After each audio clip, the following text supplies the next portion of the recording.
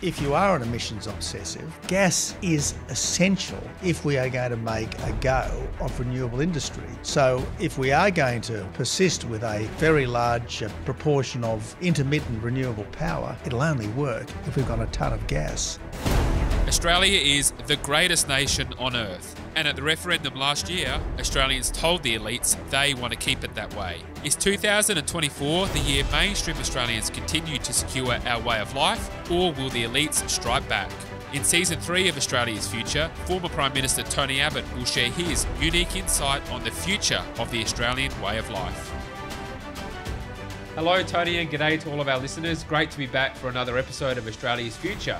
Today we'll be talking about the future of Australia's gas industry, the future of religious freedom, and the recent developments in the United Kingdom. Tony, great to be back with you. Dan, it's wonderful to be with you and our listeners. All right, fantastic. Let's start with the recent 70th anniversary celebration of Woodside, Australia's biggest gas exporter. You've written an article today in The Australian outlining the critical importance of gas and the energy sector to Australia's future. So could you talk to us, Tony, about what it is that you were communicating in your article and what this anniversary dinner was all about? Thanks, Dan. Look, Woodside is a great Australian success story. It was started 70 years ago as a Bass Strait oil and gas explorer. It was beaten to the punch by the majors, and so they then were instrumental in opening up the Northwest Shelf off Western Australia's coast, where they've been for the last 40 years. Thanks largely to Woodside, Australia is in some years one of the world's biggest gas exporter. Thanks largely to Woodside, we still have major gas developments in the pipeline, such as the Browse gas field. It's important to remember, Dan, that gas is not just an energy source. Gas is an absolutely critical feedstock for so many industrial processes. Gas is the feedstock for fertiliser. Gas is the feedstock for the chemical industry. Modern life is almost impossible without gas. So it's critically important. The really extraordinary thing about this 70th anniversary dinner on Saturday night, Dan, was that there was not a single sitting federal Labor member of Parliament there. The only state Labor member of Parliament was the Minister for Energy and Climate Change, who was deputed by the Premier to appear because only one Labor person could turn up, lest the party risk the wrath of the Green fanatics who now overpopulate all the parties of the left. And given the importance of Woodside to the West Australian economy in particular, it's one of the very largest businesses headquartered in Perth. Given the importance of gas to our future, it really was an extraordinary snub by Labor to this industry that is critical to our future, particularly from Madeleine King, the Resources Minister, who is herself a West Australian MP and who says that gas is a critical transition fuel. She was saying today that she was actually on leave, but she was so on leave that she turned up at a footy match just 500 yards from the venue an hour earlier.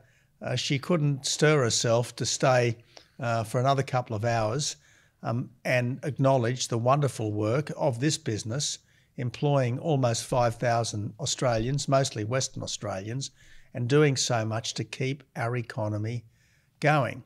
The other point that needs to be made about gas is that if you are an emissions obsessive, gas has half the emissions of coal, and gas is essential if we are going to make a go of renewable industry, because of renewable energy, because you can turn gas power up and down in an instant in a way that you can't really do for coal and nuclear.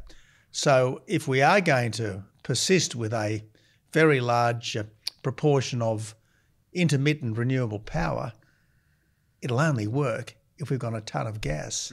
But under Labor, it's becoming almost impossible not just to open new coal mines, but to develop new gas fields. One point you're making here in your article, Tony, which is a really good one, you say Australia is now close to a tipping point when it comes to our future as a first world economy.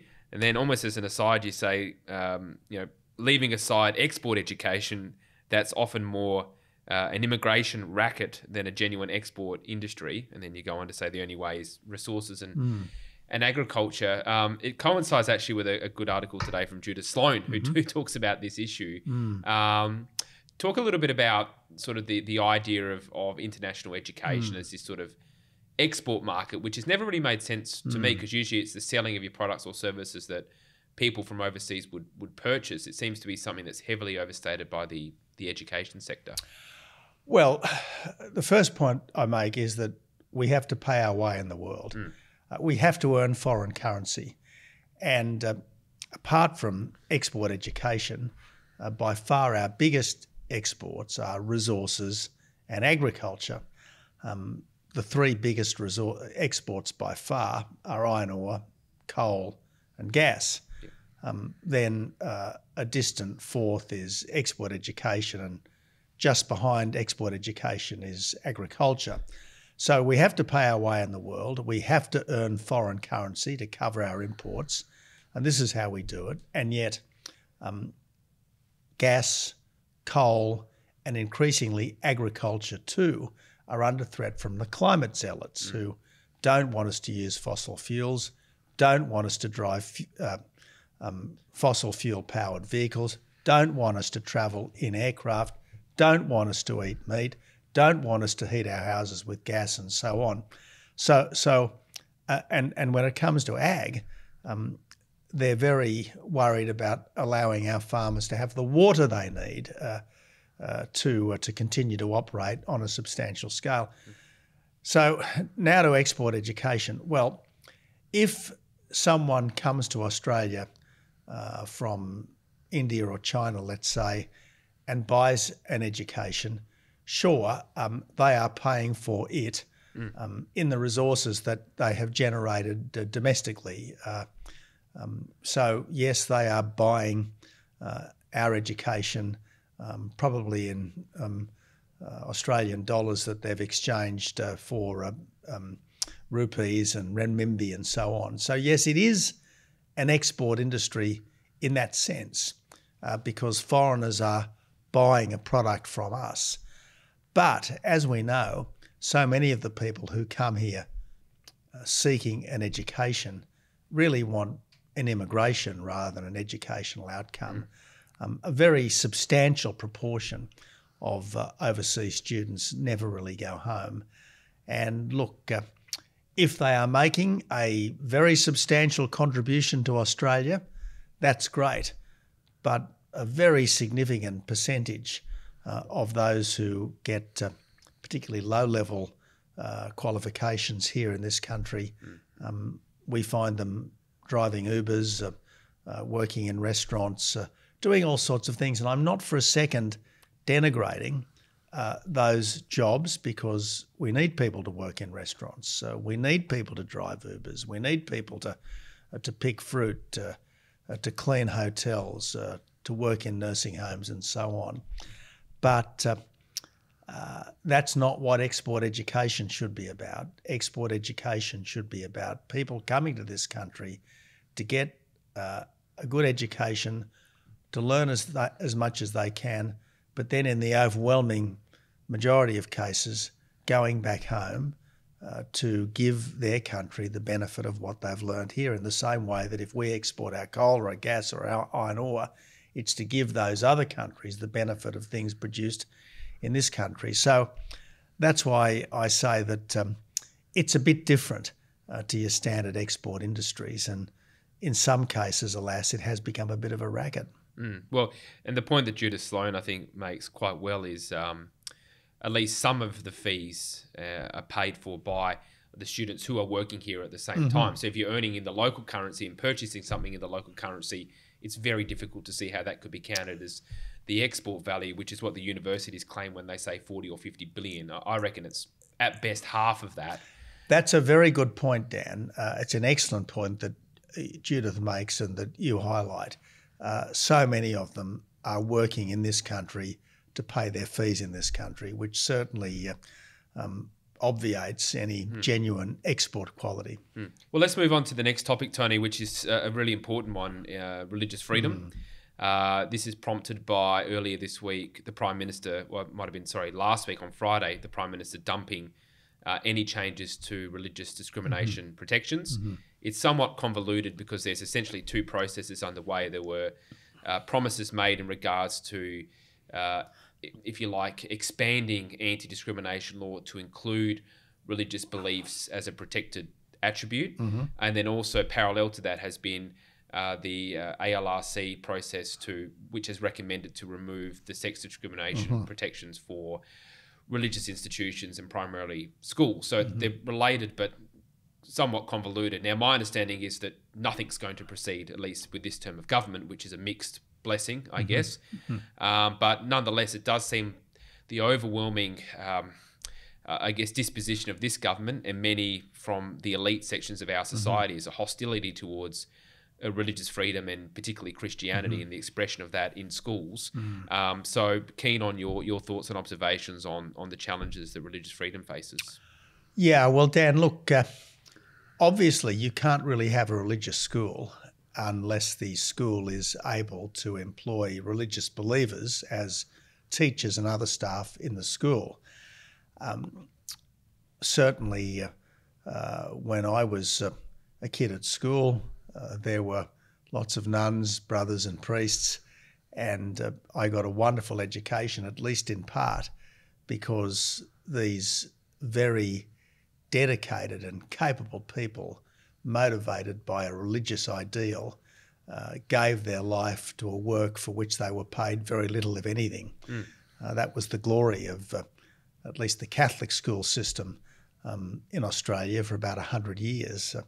And in more recent times, obviously, if you want to work in a Catholic or a Christian school, you've got to, if you're teaching religion, be learned in the faith, and you've got to be able to give a reasonable example of Christian practice. And elsewhere in the school, you can't really have people whose lives are at odds with the ethos of the faith of the school. Now, that's always been protected by law up till now, but two things have happened. First, in the wake of the gay marriage laws, there was a demand from religious institutions to be able to continue teaching their beliefs in respect of marriage. And at the same time, there was a renewed push from progressives, in inverted commas, to further reduce the ability of religious schools to discriminate in favour of their own faith adherents. And this has kind of collided in the current push. And so you've got a recommendation from the Law Reform Commission to further restrict the ability of faith-based schools to employ people of their particular faith. And obviously the push is on to allow trans activists, gay activists and so on to, if you like, permeate schools that up till now have been very much faith-based. Now, under the current, in current circumstances, I can't see any parliament passing laws that will give religious schools more protection. So I think that the Prime Minister's announcement that this is all too hard and it's best just to keep the status quo is probably not a bad outcome, although obviously, given that both sides of politics have been promising protections for religion, it is disappointing to those who have felt that their religion is vulnerable in the modern world. There are too many people today in a society that was once, if not officially, at least broadly Christian. There are too many people today who don't want freedom of religion so much as freedom from religion. And I think that any legislative change today is much more likely to end up giving us freedom from religion rather than freedom of religion. So let's just leave things as they are. Well, there's certainly an element of the activist class that fundamentally disagrees with the idea of religious-based education, much less that it should receive any kind of subsidisation from the taxpayer. And you can have a debate about the relativities and how much goes to what school and so forth. But I think there is an element which basically wants to have the state intervene in every area of education and completely remove parental choice. Now, I'm not saying the Prime Minister is necessarily motivated by that, or he may be, I don't know. But certainly if there is going to be a minority government, and it is a Labor Greens minority government, I mean, I'm worried that removing the protections under the sex discrimination law would be a price of a Labor Greens minority government. I think that's a very valid fear, Dan. I think that's a very, very valid fear. And one of the reasons why I would prefer to see a Labor majority government than a Labor minority government. I would obviously prefer to see a coalition majority government. But I think a Labor Green coalition government is going to be very, very weak on all of these issues. And yes, I think you're right.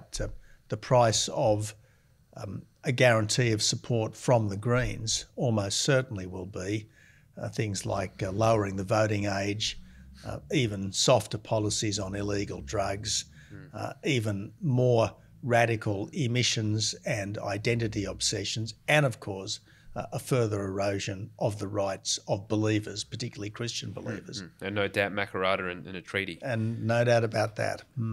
Just in terms of religious freedom as well, Tony. So I think one of the challenges in this space is everything is sort of seen through the rubric of anti-discrimination laws, and most of the religious leaders have said the only way you can protect religious freedom is through adding religious belief as what is known as a protected attribute. So under anti-discrimination law, it's in a nutshell unlawful to discriminate against someone according to certain characteristics.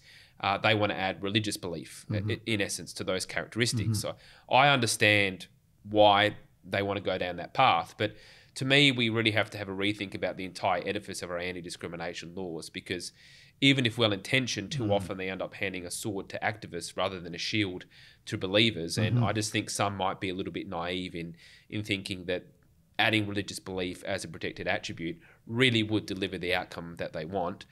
Interested in your thoughts about that particularly, but also in the absence of that approach, are there other approaches that could be taken at a governmental level? My view, Dan, is that the problem is not the law, the problem is the culture. The problem is not the rules, but the times in which we live, which were once supportive of Christian belief in particular, but are now broadly hostile to belief, but particularly Christian belief. So that's why I'm sceptical about the law as adding further protections to people of faith, because the law has to be administered and interpreted, and these days it will be administered and interpreted increasingly by people who are anti-religious, but particularly anti-Christian.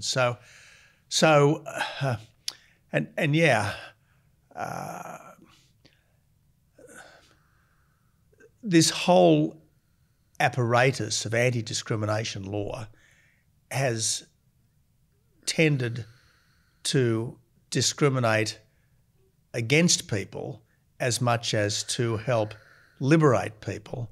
And instead of the old prejudice against minorities, we've got a new prejudice, if you like, against what were once majorities. And I just want to see less prejudice, and I want to see more genuine equality, and I want to see more genuine understanding of each for all. And I don't know that the law is going to give us that. So in terms of, I guess, enhancing our cultural elements, do religious leaders maybe need to do more in terms of communicating and educating the public on the positive reasons for why their views are good, not just for them, but good for society. I think one of the things that disappointed a lot of the sort of rank and file, particularly Christians, was in the voice debate, where the hierarchy was often in favour of the voice, if not voice, treaty and truth, whereas we know that about 70% of religious believers voted no, well above the 60% of the general population. So is it a case that they're, I guess, not necessarily as in touch with the rank and file and the capacity to carry these arguments? Or, what would be your advice to, I guess, the religious leaders in our country of how to maybe improve that situation? Well, look, the long march of the left through the institutions has reached into all sorts of nooks and crannies, including the churches, including the military, including the judiciary. We just have to accept that. I would like to think that the leaders of our Christian churches would be absolutely consumed with the gospel, not the social gospel. Now, Christians don't think that the things of this world are unimportant. They just think that the things of the next world are at least as important, and the things of this world will go better if your focus is on the higher things rather than just the immediate things. And this is what I think it's too easy to forget. In recent times, quite a lot of the clergy across all the various Christian churches have often seemed like politicians in dog collars, if you like. In fact, often enough, the only time you'll see a priest in clerical attire is if he turns up at a political meeting to make a political statement that the church is on the side of the green left or whatever it might be. Now, I'm viscerally unhappy with that kind of thing.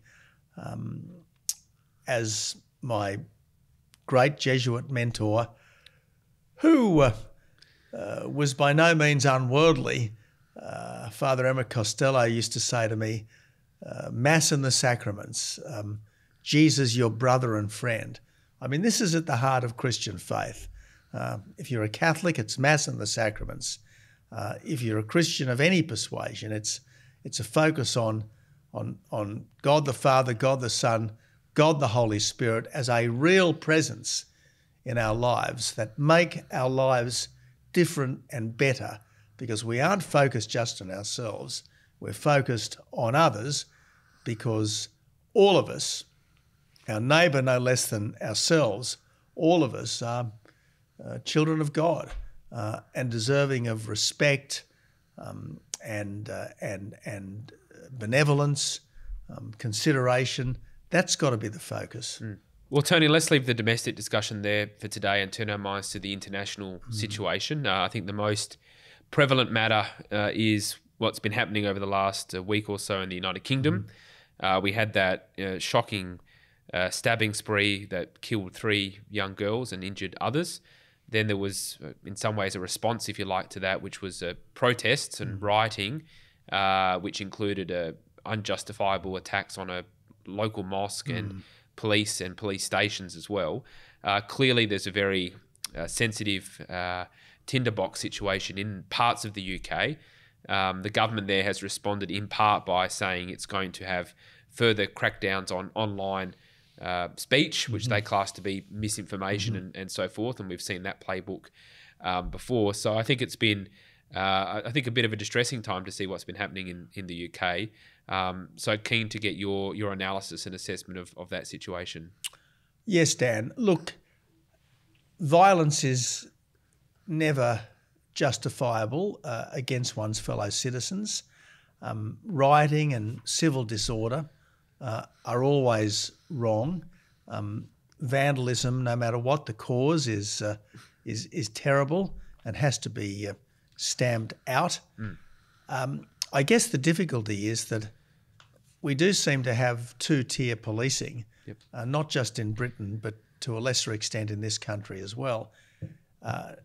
Again, I stress that the rioters, in the wake of this terrible tragedy, this this horrible event were not justified. They were completely unjustified. And it seems some of them at least were in the grip of a misapprehension about the identity of the perpetrator. But regardless of whoever committed this horrible crime and whatever that person's background, that doesn't justify rioting. It certainly doesn't justify rioting. But because these were supposedly far-right rioters who were hostile to the consistent large immigration inflows and in some cases unintegrated immigrant communities of the United Kingdom, they were, I suppose, anathematised in a way that, for argument's sake, Black Lives Matters protesters or supposedly pro-Palestine protesters haven't been. It seems that there have been many hundreds of arrests made in the last couple of weeks as a result of the so-called far-right riots, whereas there were hardly any arrests made as a result of the Black Lives Matter protests and the subsequent pro-Palestine protests, even though there was plenty of destruction of property, plenty of violence on the fringes of those protests too. So I just think the important thing is the enforcement of the law and the equal treatment of people, regardless of the cause they are protesting for. And if the law is being broken, whether it's being broken in the name of lower immigration or whether it's being broken in the name of freedom for Palestine, it has to be cracked down. Yep. There have to be crackdowns. There have to be arrests. The police have got to rule the streets. Rioters can never rule the streets. And that has to happen in this country just as much as it has to happen in places like Britain and America. I think what's got a lot of people riled up is Keir Starmer, of course, took a knee to Black Lives Matter. We saw, as you say, they were not only allowed to protest, but were encouraged by police to protest during the lockdowns in the UK and in Australia. And I think the Telegraph in the UK has done a good job of covering this issue. And there's a couple of comments here that I'll read out that I think captures the mood of some. One of them says here, "It's funny how Keir Starmer says rioters do not represent Britain. That's true. Smashing things is never the answer. However, Mr. Starmer needs to realise that a vast proportion of Britain is not happy with the levels of immigration, the erosion of our values and the levels of crime." So as with anything, of course, these actions are not justified, but this just does not come out of nowhere. This is not response to one isolated issue. There is clearly something very, very deeply broken in sections of British society. And there are similar tendencies here as well. And let's contrast the policing of Black Lives Matter protests in Australia during the pandemic with the policing of the freedom protests that took place later in the pandemic. Now, here in Melbourne, there were tens of thousands of people on the streets protesting against racism. There were virtually no arrests, even though these were in flagrant defiance of the social distancing rules that were applying at the time. 12 months or so later, when people really were getting sick of constant lockdowns, the police cracked down savagely against the freedom protests. The police were chasing protesters up and down the streets of Melbourne. There were ugly scenes outside the Victorian Parliament. There was that horrific day when the police, riot police, surrounded protesters near the Remembrance Shrine, firing tear gas and rubber bullets at them. It was one of the most dispiriting things I have ever seen happen in this country, the performance of the police that day against those people who simply wanted to say enough was enough when it came to the lockdowns. And if I may say so, Dan, there's been very light touch policing of the pro-Palestine protests in this country. Yep.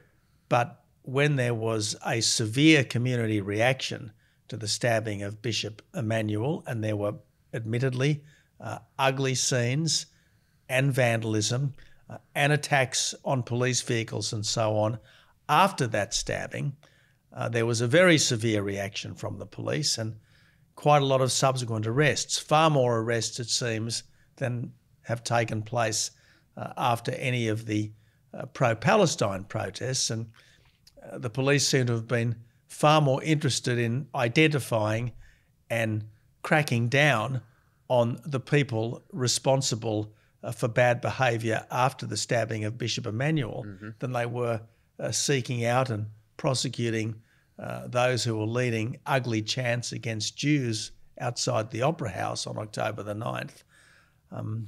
Or indeed the hate preachers in some of the mosques of Western Sydney. So let's please end the double standards. The law is the law. Extremism is extremism. Violence is violence. Let's be against all violence.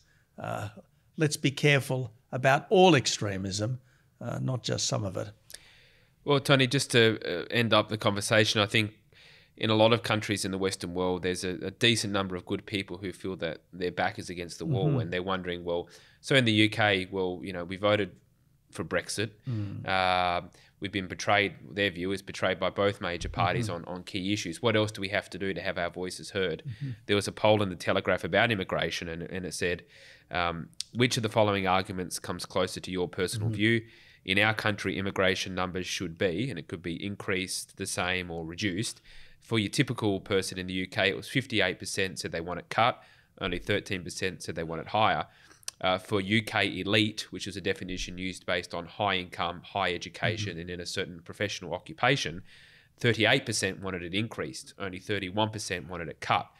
So the people that are more likely to want an increase by dramatic numbers are far more likely to be in the political class and in positions of authority. And this is that dichotomy that we have, where there's, you know, the elite opinion on the one hand and mainstream of society that's being ignored. And again, this doesn't justify those kind of behaviours, but clearly I think immigration is a real flashpoint in the Western world. You're right. Look, it's the somewheres versus the anywheres. It's the doers versus the talkers. It's the people who live in the real world versus the people who live in the ivory towers. And if you're a well-heeled person living in the expensive, leafy suburbs and inner cities of the West, particularly the Anglosphere, immigration means better restaurants. It means you've probably got more access to staff to help you out and so on. I mean, immigration puts downward pressure on wages. It puts upward pressure on housing costs. Now, if you own your own house, if you've got a few investment properties, for instance, that's no bad thing. It's no bad thing. But if you're trying to buy a house or if you're renting yourself and there's a lot of competition from newcomers, well, that's a huge problem. So look, immigration is a positive for people who've already got a lot, but it's a negative for people who are struggling to get something, and that explains the kind of attitudes you see in that poll in the London Telegraph. And look, Australia is an immigrant society. All of the Anglosphere countries have a wonderful tradition of welcoming people from the four corners of the earth and enabling them to become first-class citizens in a very short space of time. And this is part of our glory. We do not think that we have the last word in wisdom. We are open to outside influences. Indeed, we welcome people and ideas from all over the world. But just because we are immigrant societies doesn't mean that every immigrant is helping us and that we should run an immigration policy for the benefit of immigrants rather than for the benefit of our countries as a whole. And I think people in authority need to remember that. Well, Tony, that's a good note to end on. So greatly appreciate your time and your insights, and we'll chat again in about a fortnight. Look forward to it, Dan. This is a production of the Centre for the Australian Way of Life at the Institute of Public Affairs. To find out more, visit australia.ipa.org.au.